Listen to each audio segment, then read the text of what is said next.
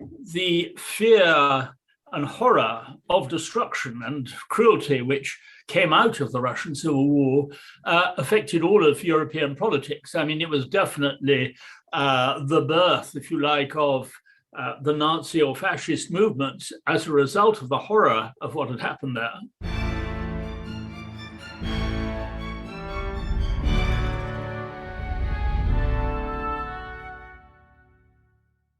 Hello and welcome to the Aspects of History podcast. My name's Oliver Webb-Carter and I'm the editor. And this week's episode is a little bit different.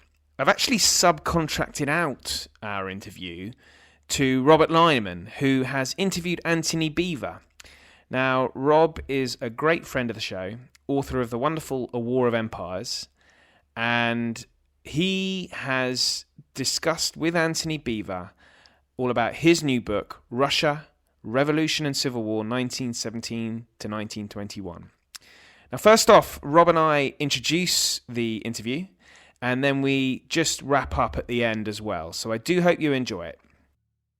Rob, it's great to have you take the helm for the podcast. You are presenting it, giving me a week off, and so thank you very much for that. But it was I've been listening to the chat a few times with Antony, and you've read the book, which is quite a hefty piece of work.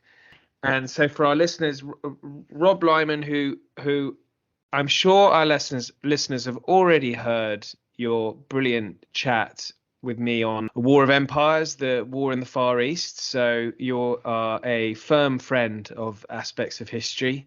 And so, Rob, you kindly interviewed Antony Beevor talking about his book, Russia, Revolution, Civil War. And just before we started recording, you were just saying how, you know, it's a complicated story. It covers a 4-year period. I mean, there's so much happening.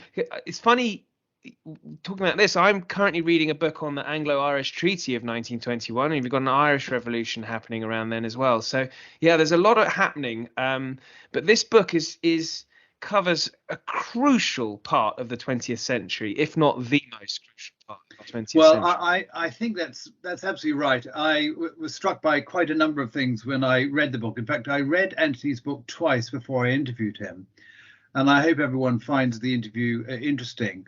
A number of themes really struck me, and this is a peripheral one. If we think that we're living in difficult times now, with domestic issues in the UK and in Europe, and of course with the Russian aggrandizement in Ukraine, then for goodness sake, think about the early 1920s or the latter part of the 1910s, where of course we had the end of the war. Then we had effectively half a decade of revolution and chaos in many parts of the world. And you mentioned Ireland, of course. That Irish issue had been bubbling since the start of the First World War, when Home Rule effectively had been put on the back boiler for the duration of hostilities. There was an eruption of violence, of course, with the Easter Uprising in 1916. But a resolution of that sort wasn't achieved until the end of 1921. And of course, then Ireland went into effectively a civil war. Well, that model is very, very similar to what happened in Russia. Effectively, we had the first revolution in March 1917, effectively brought about by Russian military failure in the First World War against the Germans and the Tsar's appalling governance. And that, of course, was followed by what we all know as the October Revolution. It happened in Russia in November, of course, because of the differences in the calendars. So we had 2 revolutions in Russia in a single year. And then we had a long period of civil war. And these 4 years, as you quite rightly say, effectively were as long as the First World War. So if you're a Russian, you not only went through the First World War, but you went through 2 revolutions and you went through civil war as well. And you didn't get to some formal normality until 1922. I mean, it was an extraordinary period of time, and I mean, that's the first and most important thing about the period of history that Antony is writing about. In many respects, it's a very, very complicated subject and a big job for him to take on, but I think he's done it superbly well. So it's quite an extraordinary story. It's a little bit of a roller coaster because, of course, we know what happened next. The poor people who were involved certainly in the revolutions in 1917 hadn't a clue. But I think there's some really interesting things about it. The first and most important thing is how resolutely determined Lenin was, even much more than Trotsky. I think Trotsky was a very effective military planner, actually, but Lenin was the man who recognized that you didn't need to have a large number of supporters. All you needed to have were more supporters than the apathetic middle who wouldn't wish to put their lives on the line and wouldn't cast their vote either way.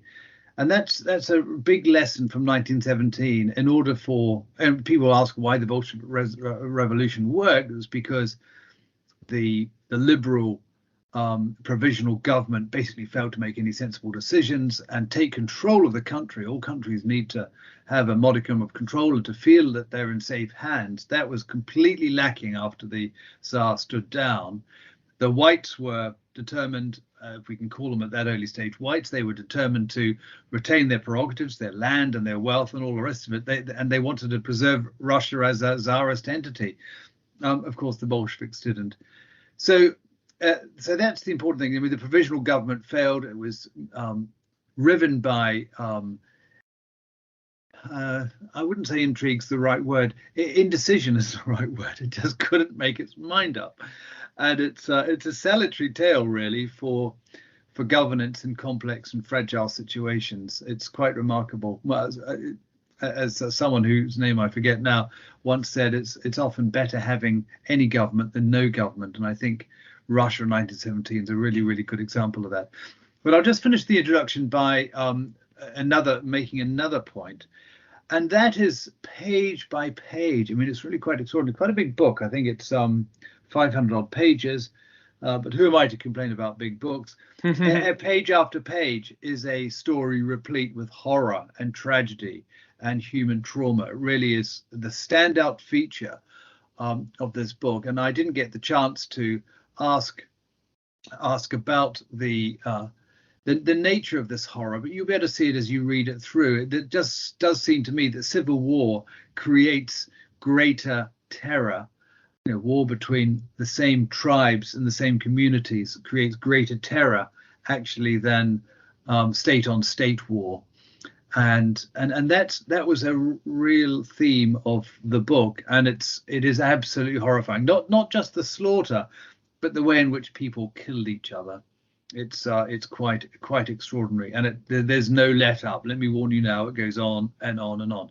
It's a book for all seasons, but it's particularly a book for this season as we trudge through the wearisome nightmare of Ukraine and President Vladimir Putin's resurrected Tsarist notions of hegemonic grandeur in Russia, and that's the story. And I think actually, if I now look back on Russia over the last century, I see a single narrative, actually, moving.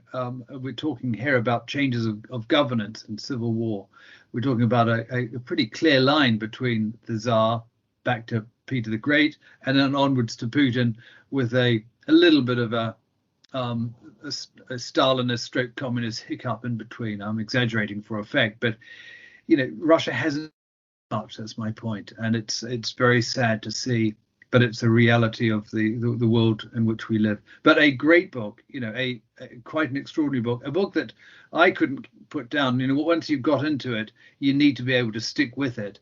But it's worth rereading again. And hopefully when the paperback comes out, we'll have a list of persons of particular interest at the start to make the following the story just that little bit easier.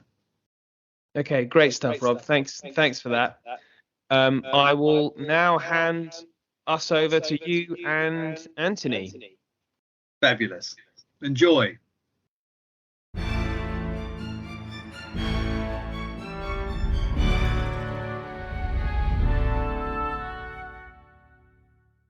Well, thank you very much for coming on this podcast for Aspects of History.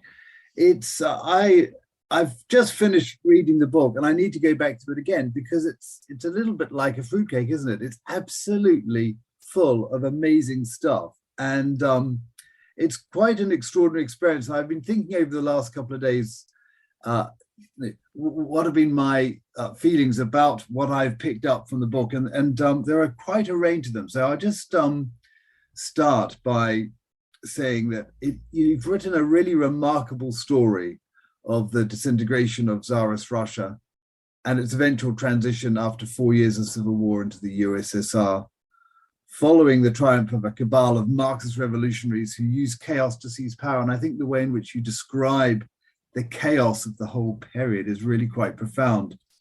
And I also think there's some quite strong resonances with what's happening today in Russia. And in fact, I couldn't but help read the book in the context of Russian nationalism beating its particular drum over Ukraine today. It's a really big story, Antony, huge in fact. And I was reminded that this was 4 years of tumultuous history, as long as the Great War, in fact.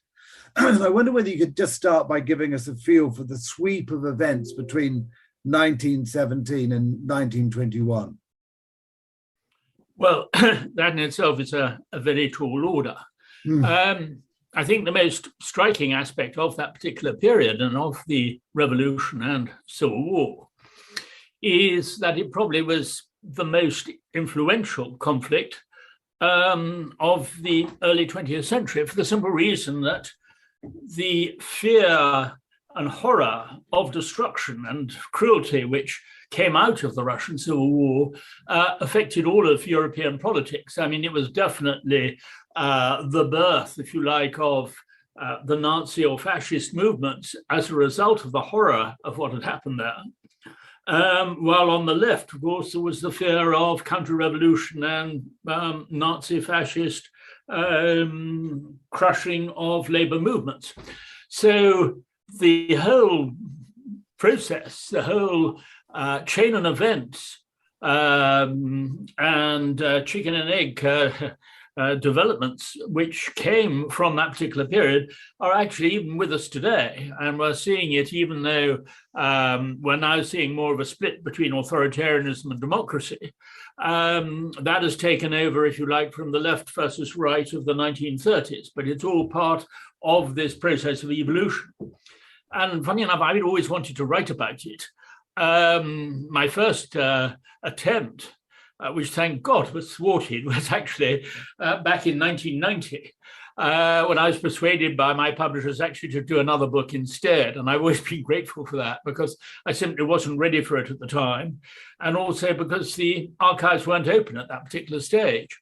So I think I've been very lucky in timing, not just because of it coinciding with what's happening in Ukraine, but I was very lucky that my attempt to write it then never took place.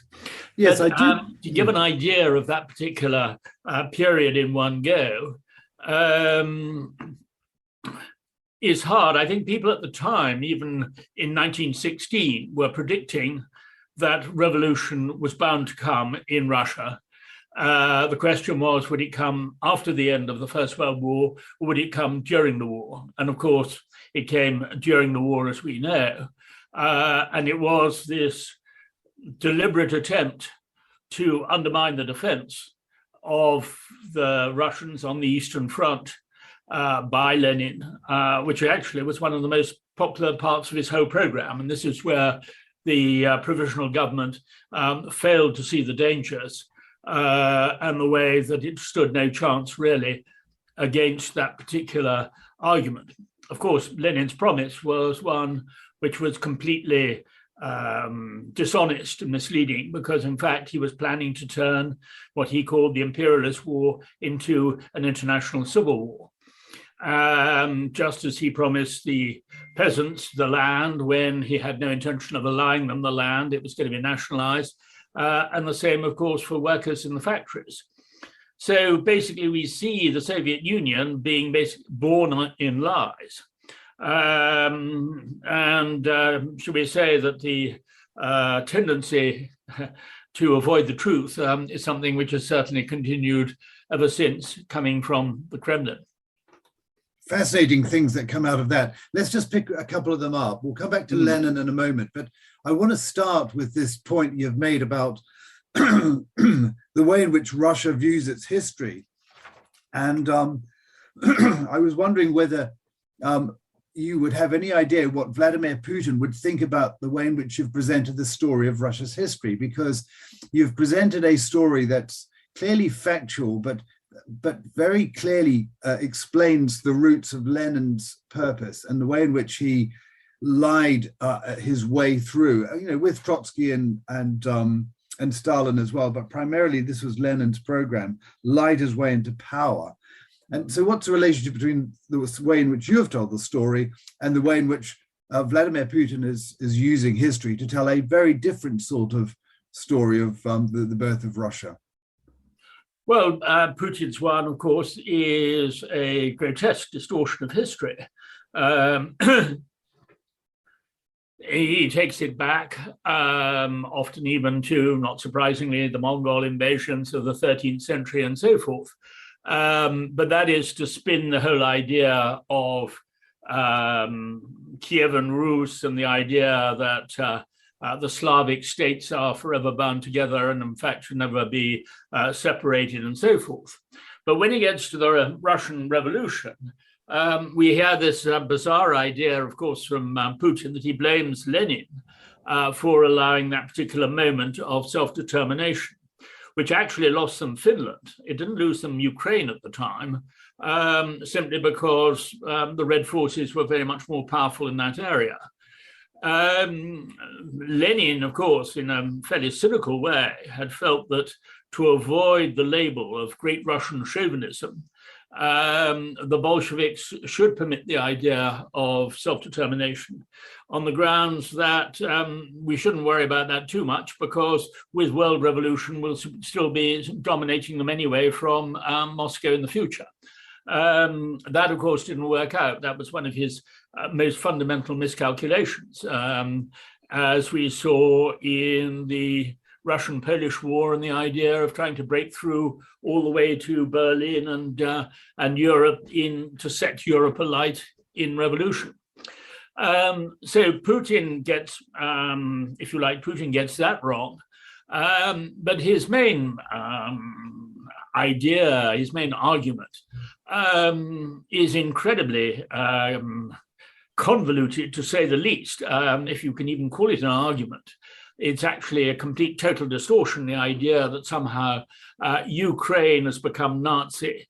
And this actually has far more to do with his obsession with the Second World War and the Great Patriotic War, which dominates his idea, partly because the Second World War and Victory Day, the 9th of May, is something which every Russian feels that they can feel proud of, even those who suffered in the gulags or anti-Stalins or whatever, and it brings them all together. So any criticism of the Red Army, as I know only too well, of the Second World War, is seen as a calumny. And this will be certainly repeated in the way that any criticism of Putin's army in Ukraine will also be seen in that particular light when we're talking about the mass rapes of 1945 and what we're actually seeing in Ukraine as well at the moment. The looting, the idea that because they represent a higher moral cause of the anti-Nazi cause, they can get away with what they want. And that was very much the attitude in Europe and the domination of Central Europe by the Red Army in 45. And it's something which Putin is repeating in domestic propaganda today. Well, let's just stay with that point, actually. We'll come back to the others in a moment. But this point about looting and rape and destruction really, and the brutality of the revolution, the Civil War, is really quite one of the most profound aspects of your book. I mean, you don't pull your punches with this. And I'm interested in how people believe that it was right and proper for them to be able to behave this way. And then you remind us very clearly in the book that the sacrifice of the people was part of Lenin's philosophy. He believed that sacrifice was essential, and he needed to create this chaos. And I just wonder where this came from and why it was so successful, because there aren't many other parallels in history. I've been racking my brain to think about civil wars that lead to prolonged chaos. Order usually reasserts itself pretty well. And you make the point around Petrograd in 1917 that many of the people in the provisional government were seeking order because they saw that to be the answer to creating a new form of polity. But Lenin didn't want it. Lenin wanted to be able to create chaos, and he somehow felt that he would come out top, and he did. I don't really understand how that happened. Well, no, I don't think that Lenin necessarily created the chaos. Lenin was able to exploit the chaos, which he encouraged it. He encouraged it. And particularly when one sees the way that it developed during the course of the spring of 1917 through into the summer, it was far more linked to the war and to the mass desertion of soldiers from the front, those wanting to get back to their home villages to make sure that they didn't miss out in the distribution of land, and basically the expropriation, basically the taking over of both church and landowners' property.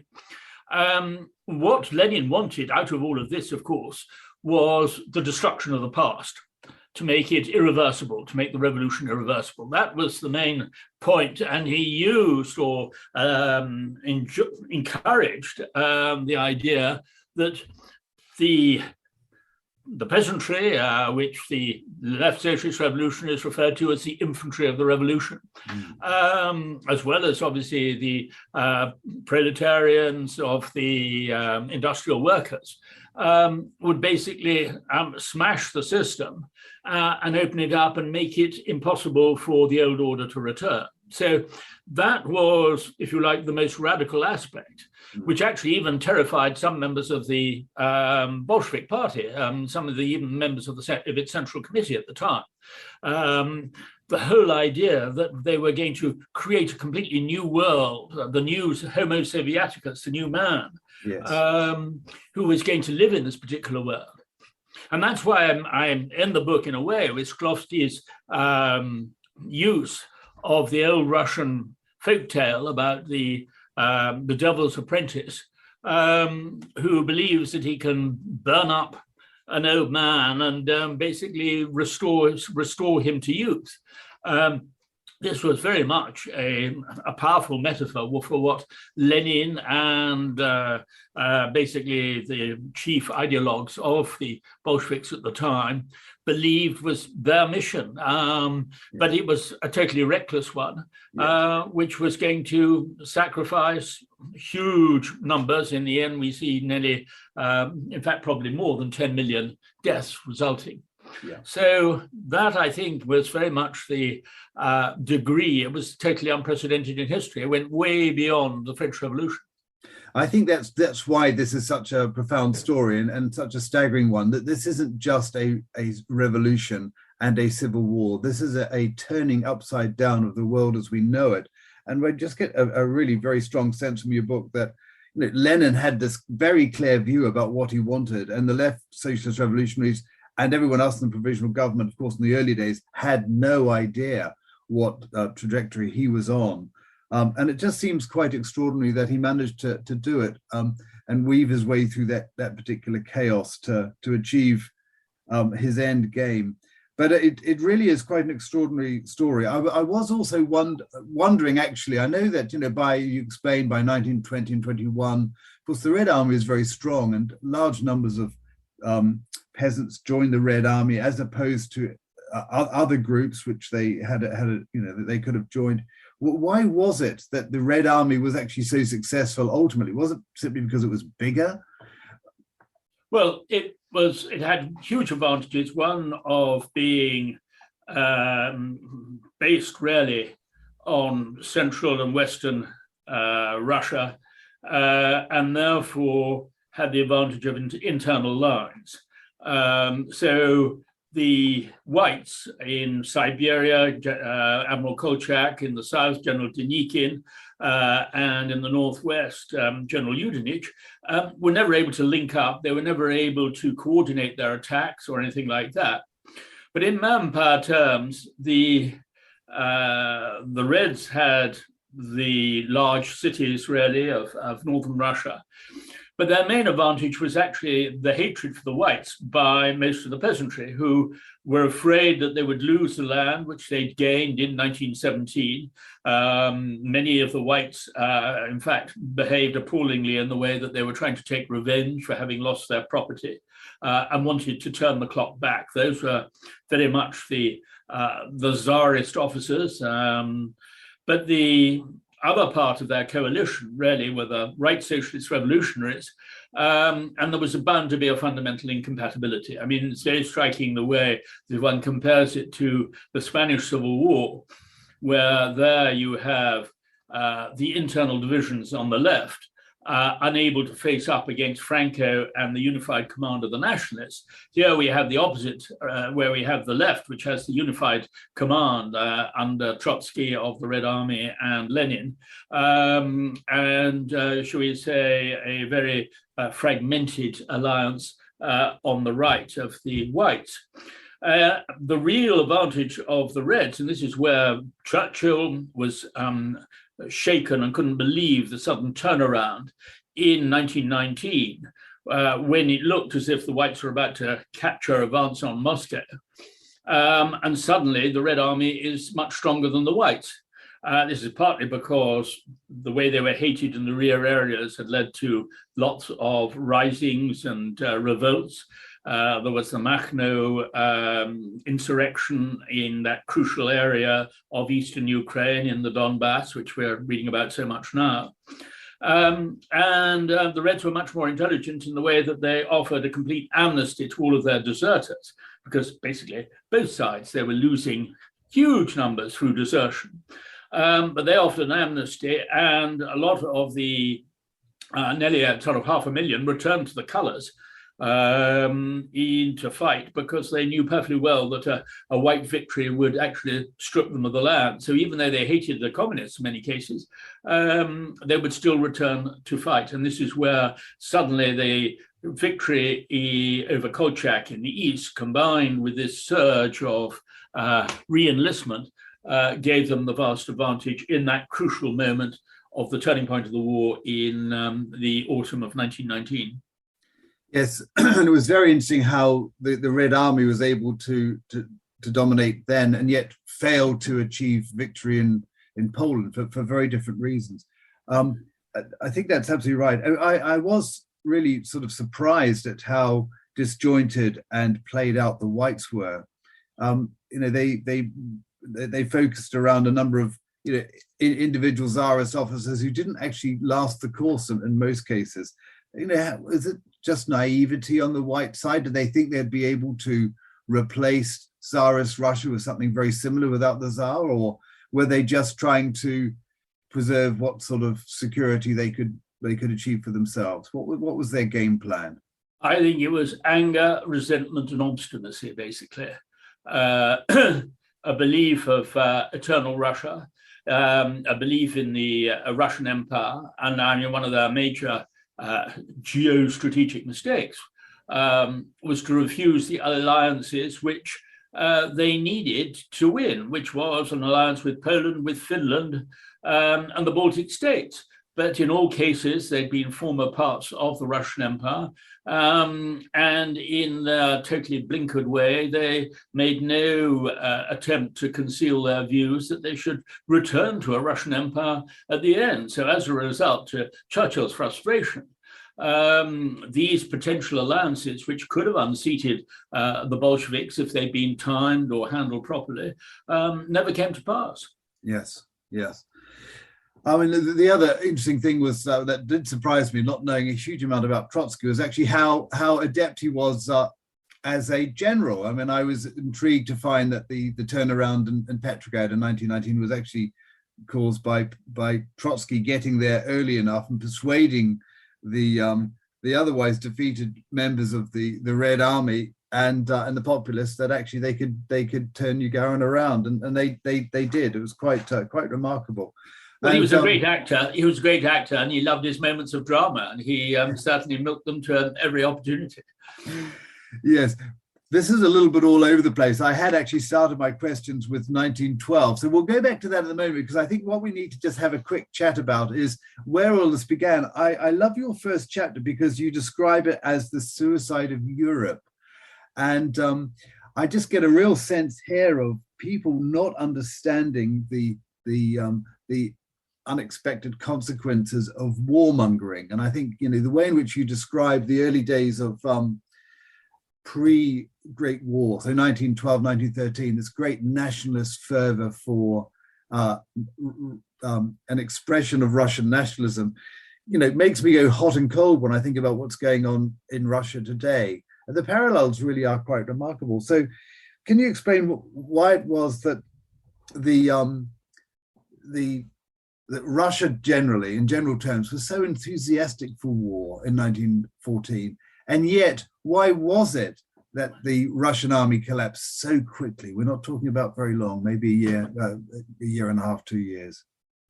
Well, the warmongering, when even a fairly moderate foreign minister like Sazonov suddenly became a warmonger himself, came about largely through the humiliation of Russia with the Second Balkan War, and the idea that Europe did not take Russia seriously. So yes, indeed, very much, should we say, an echo that we can hear today. The Tsar himself, unfortunately, out of terrible weakness, did not really see, and he was not an intelligent man, the danger of the whole business of mobilization, and the idea that mobilizing against the Austro-Hungarians meant that they would then have to mobilize against the Germans. Now, one can go round and round and round, Chris Clark's book and all the rest of it on how the war developed and to what degree it was the fault of Germany, or to what degree, it was a blunder and Europe, if you like, sleepwalked into war. But there's no doubt about it, the determination, the feeling at that particular time amongst the ruling classes in Russia, where business was booming, the rapid industrialization was going ahead, which has tempted some historians to believe that if only there hadn't been a revolution, then Russia would have worked its way well out of it. But the war, of course, made disaster inevitable. The trouble was that the Russian army, even though it was starting to modernize in certain areas, was starting to become slightly more professional, was still stuck very much in the past. There have been excellent books, Dominic Leavens, of course, and others, Waldman and so forth, on the state of the Russian army during this particular period. But there was a mentality which still didn't allow it to develop. And as a result, it was much more of a cavalry army in many ways. And when one thinks, which is inevitable in Russia, simply because the distances are so enormous, and it was basically cavalry and railways. And of course, this was going to be the future, really, of the Russian Civil War, simply because of this vast Eurasian landmass of which it was covering. I want to get a sense of how very quickly the Tsarist army turned to look at revolution and to support it, and perhaps not even revolution, but an ending of the war. This was a war that was imposed on the people by the warmongers and by people whose interests might have been served by it. You have to remember, of course, there was the revolution, or certainly the rebellions of 1905, following the humiliating defeat in the Russo-Japanese War. So already that had embittered huge numbers. Also, it was simply the treatment of the peasant soldiers. As I described, their reaction was what the British Army would have called dumb insolence in many ways. There was no enthusiasm at all. when they left their villages on call-up, they were treated as almost, it was almost like a funeral. They assumed that very few would ever return. Yeah. And it does go a long way back. I mean, there was an attitude that they were not individuals. They were part of what the officer class would describe as the grey mass. Yes. So this actually carried on even into the Red Army. I mean, during the Second World War, most soldiers' names were simply not recorded. I mean, they were either sort of press ganged on the march, and it was any officers' names who were recorded, or any ordinary soldiers who were investigated by SMASH or the NKVD. They weren't interested in anybody else. So this depersonalization of dehumanization, in a way, of the recruits had a long tradition. And not surprisingly, that created huge resentment. And that's why I quote from many of the soldiers' letters at that particular period to give an idea, of the treatment, the appalling way that, they were left freezing in the trenches, and most of the trenches were sort of waterlogged, worse than anything even on the Western Front. While their officers, spent the nights in peasant isbas behind the line and didn't suffer. So there was also that sort of class conflict anyway within the structure. And then the idea that the old order was collapsing as soon as they heard of the news in 1917, which was very badly handled both by the army and the provisional government that was about to take over. They tried to suppress the news of the fall of the Tsar to begin with. And of course, that was seen as a way of trying to cheat the soldiers at the front.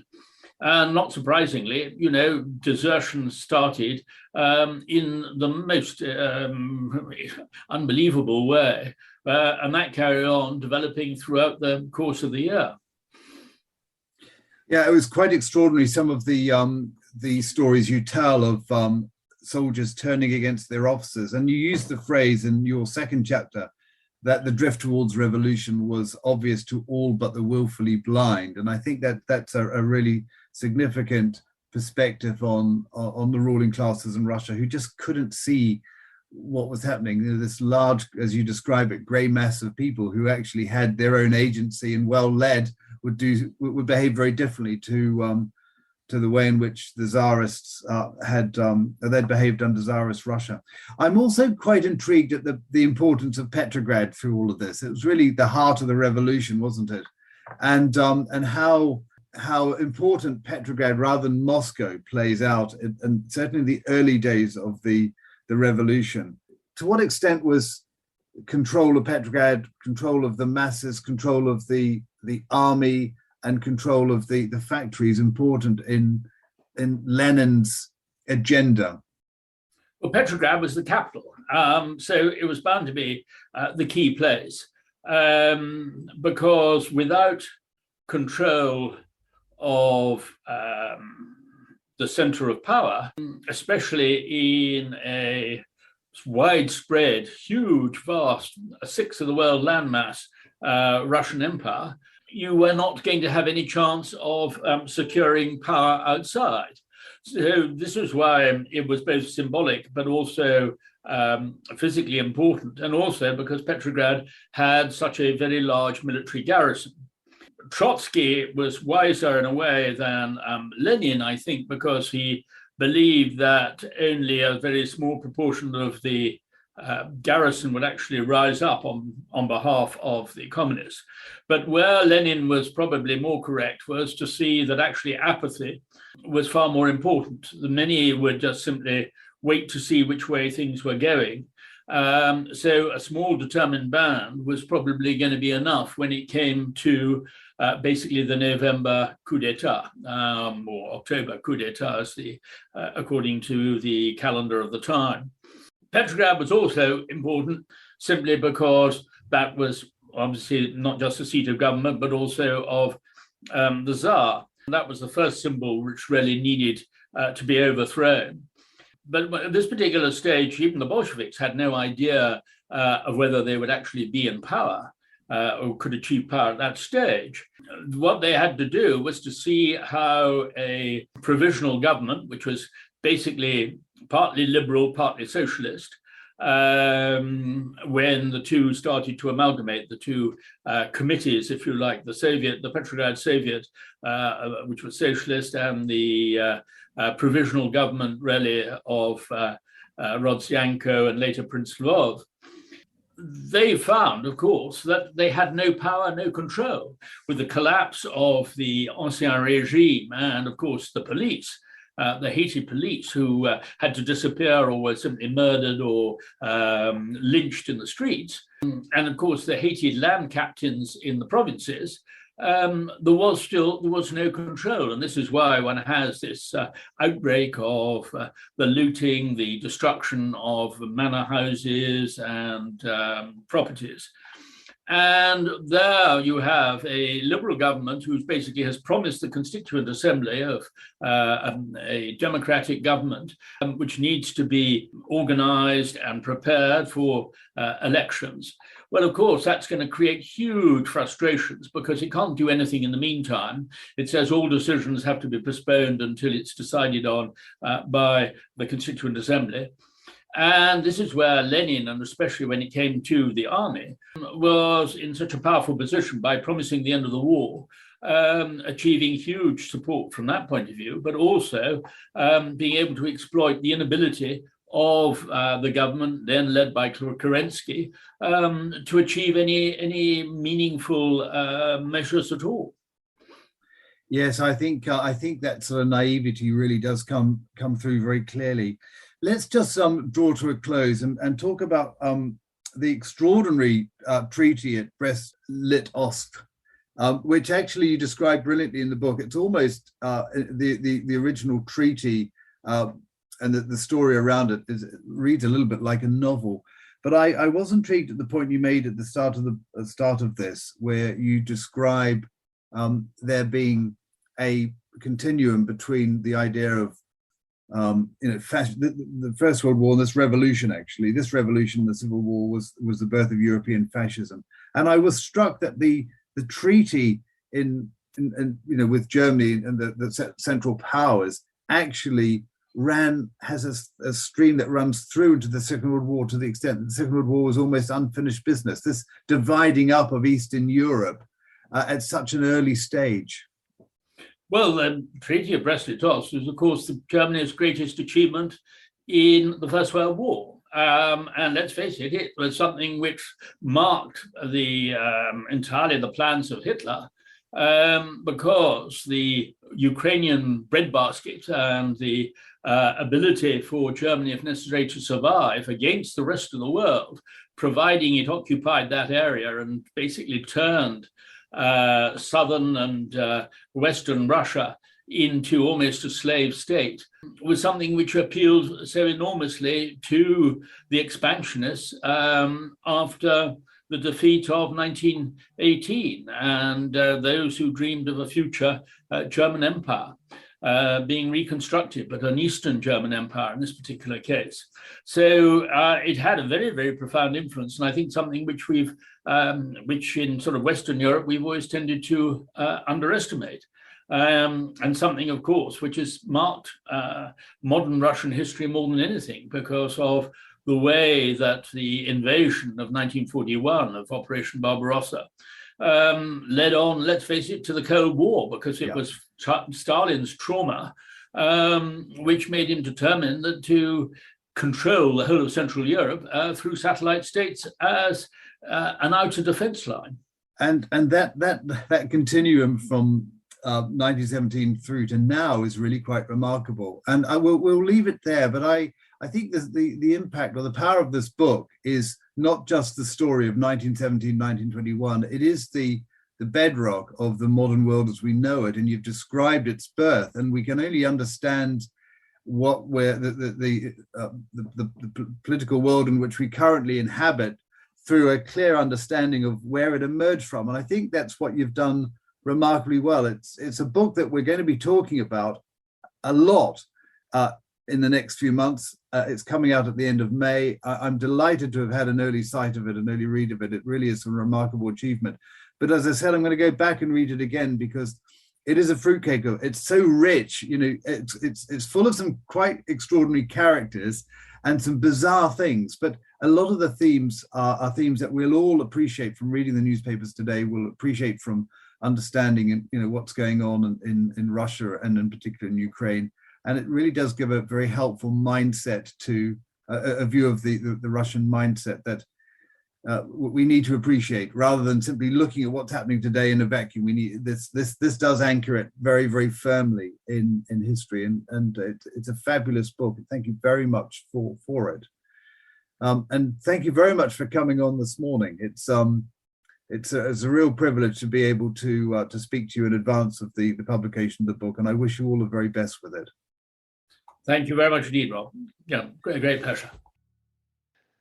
So we've just listened to the interview, and now, Rob, one thing that's always come across with me about the Russian army, and I guess it's a bit relevant to today, but it's the way that the individual in Russia is not an important part of society. It's the collective, and this goes beyond communism. This is true.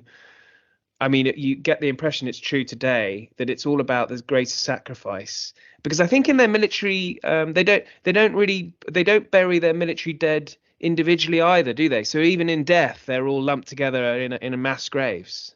I think there's yes, that's right. But I think there's a nuance here that is fascinating to look at. And one is that we might say that there is no such thing as individualism in Russia, USSR, now Russia again.